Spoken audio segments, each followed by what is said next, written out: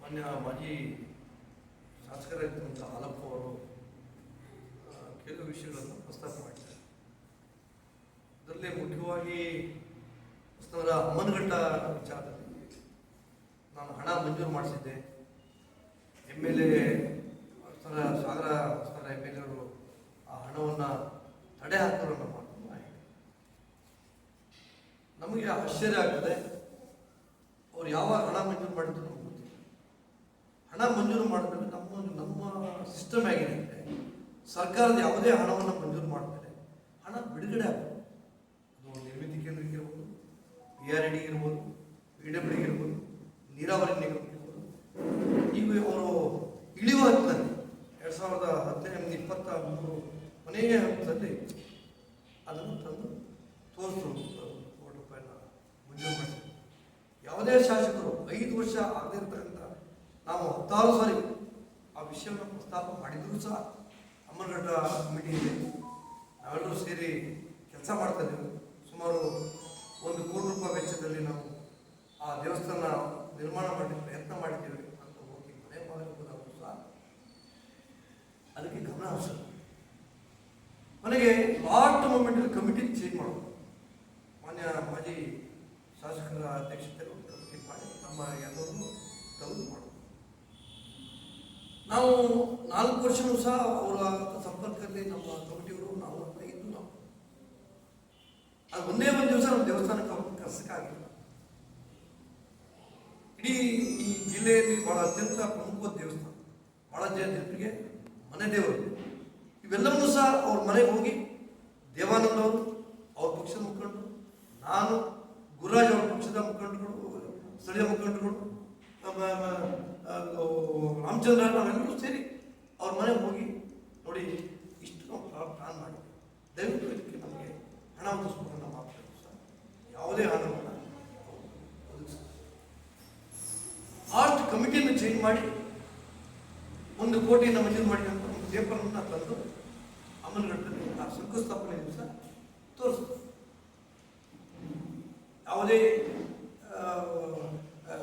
ಕೆಲಸ ಮಾಡ್ತಕ್ಕಂಥ ಇದಕ್ಕೆ ಬಿಡುಗಡೆ ಮಾಡಿಲ್ಲ. ಸೊ ಈ ರೀತಿಯ ಸುಳ್ಳನ್ನು ಮನೆ ಹಾಲಪ್ಪ ಹೇಳಬಾರ್ದು.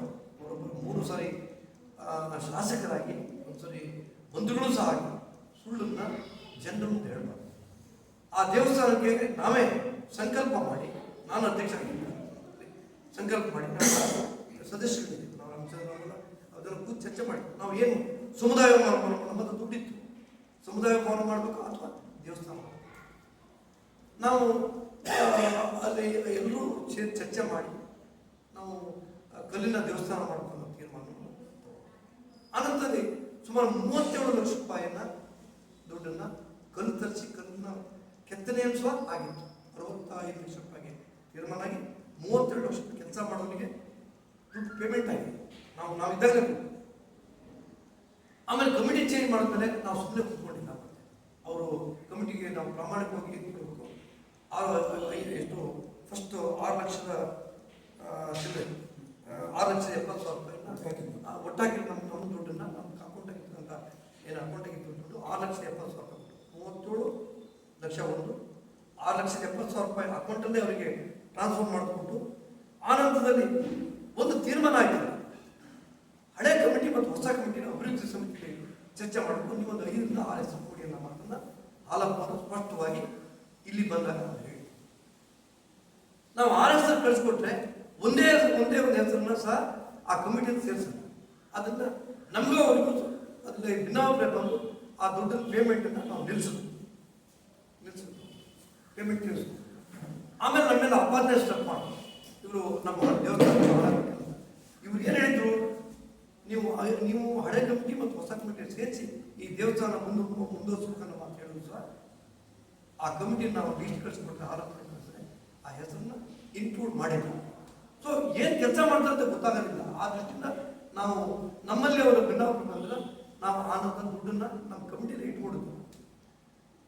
ಆಮೇಲೆ ಕೆಲಸ ಮುಕ್ತಾಯ ಮಾಡೋ ಸಂದರ್ಭದಲ್ಲಿ ನಾವೇ ಒಂದು ತೀರ್ಮಾನ ಮಾಡಿ ನಾವೆಲ್ಲ ನಮ್ಮ ಶಾಸಕರ ಗೋಪಾಲಕೃಷ್ಣವರಿಗೆ ಸುಮ್ಮನೆ ನಾವು ಇಟ್ಕೊಂಡು ಅವಶ್ಯಕತೆ ಇಲ್ಲ, ಪೇಮೆಂಟ್ ಮಾಡಬೇಡ ಅಂತೇಳಿ ಕೊನೆ ಗೋಪಾಲಕೃಷ್ಣ ಆದೇಶದ ಮೇರೆಗೆ ನಾವು ರಾಮಚಂದ್ರವನ್ನ ಚರ್ಚೆ ಮಾಡಿ ಚರ್ಚೆ ಮಾಡಿ 14 ಲಕ್ಷ ಮತ್ತೆ ವಾಪಸ್ ನಮ್ಮ ಕಮಿಟಿಗೆ ತಗೊಂಡು 14,40,40,000 ನಾವು ಕೊಟ್ಟು ಅಲ್ಲಿಗೆ 51,58,000 ಒಂದು ಸೆಕೆಂಡು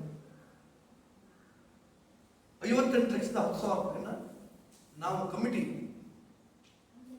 ಒಟ್ಟು ದೇವಸ್ಥಾನಕ್ಕೆ ಆ ಕಾಮಗಾರಿ ಕೊಟ್ಟಾಗ 58,10,00,000 ಈ ರೀತಿಯ ಪ್ರಾಮಾಣಿಕವಾದ ಕೆಲಸವನ್ನು ಆ ದೇವಸ್ಥಾನದಲ್ಲಿ ನಾವೆಲ್ಲ ಸಮಿತಿಯವರು, ಅಭಿವೃದ್ಧಿ ಸಮಿತಿ ಮತ್ತು ಅಲ್ಲಿಯ ವ್ಯವಸ್ಥಾಪಕ ಸಮಿತಿ ಸೇರಿ ನಾವು ಕೆಲಸ ಮಾಡಿದ್ವಿ. ಈ ಆದಪ್ಪರು ಸುಳ್ಳನ್ನು ಪ್ರತಿಪಾದನೆ ಮಾಡಿ ಸತ್ಯ ಅನ್ನೋದನ್ನ ನಂಬಿಸ್ಬಾರ್ದು. ಮನೆ ಅಮ್ಮನಗಟ್ಟಕ್ಕೆ ಏಕಾಗಿ ಹೋಗಿ ಆಯ್ತು, ನೀವು 4 ವರ್ಷ ಯಾಕೆ ಅಮ್ಮನಗಟ್ಟಕ್ಕೆ ಬಂದಿರಲಿಲ್ಲ? ನಿಮ್ಮದೇ ಕ್ಷೇತ್ರ ಇತ್ತಲ್ಲ, ಅನಾವಶ್ಯಕವಾಗಿ ಯಾಕೆ ಮಾತಾಡ್ತೀರಿ ಶಾಸಕರ ಮೇಲೆ? ಗೊತ್ತಿದೆ ಕೆಲಸ ಮಾಡ್ಲಿಕ್ಕೆ, ಅವರಿಗೂ ಗೊತ್ತಿದೆ, ನಮಗೂ ಗೊತ್ತಿದೆ, ನಮ್ಮ ಮುಂದೆ ಯಾವ ರೀತಿ ಅಭಿವೃದ್ಧಿ ಮಾಡ್ಕೊಂಡು ನಮ್ಗೆ ಗೊತ್ತಿದೆ ಕೆಲಸ ಮಾಡಿ. ನೀವು ಮಾಡ್ತಕ್ಕಂಥ ಮಾಡ್ಬೇಕಾದ ಕೆಲಸ ನೀವು ಮಾಡಿಲ್ಲ. ನೀವು ಮಾಡೋಣ, ನಾವು ಮನೆ ಬಾರಿ ಬಂದಾಗ ಈ ಪ್ಲಾನ್ ಎಲ್ಲ ತೋರಿಸಿದಾಗ ಯಾಕೆ ಒಪ್ಪಿಲ್ಲ? ನೀವು ದೇವಸ್ಥಾನ ಕೆಲಸ ಮುಗಿದೇ ಹೋಗ್ಬಿಡೋದಲ್ಲ, ನೀವೇ ಎಮ್ ಎಲ್ ಎ ಇದ್ರಲ್ಲ. ನಾವು ಕಷ್ಟಪಟ್ಟು ಇಡೀ ಕಮಿಟಿಯನ್ನ ಉಳಿಸಿರ್ತಕ್ಕಂಥ ದುಡ್ಡು 58,10,00,000 ಪೇಮೆಂಟ್ ಮಾಡಿದ್ದೀವಿ ನಾವು. ಆ ದೇವಸ್ಥಾನದ ಹೊಸ